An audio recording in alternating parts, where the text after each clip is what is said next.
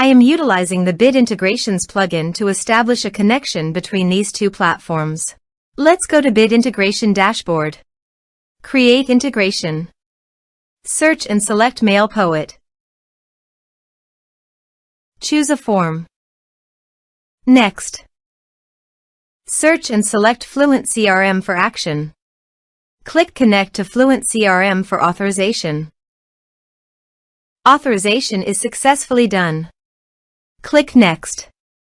Here select the action as you want. Choose the tag and which tags you want to associate with the user. Map the email field and click Next. Now save the integrations. Let's submit a form.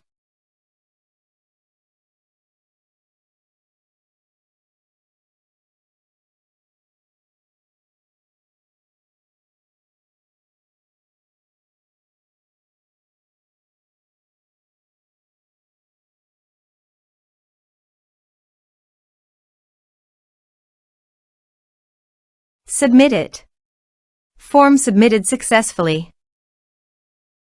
Go to FluentCRM and check the tag is associated with list contact or not. You see the tag is associated with a list of contact. Thanks for watching.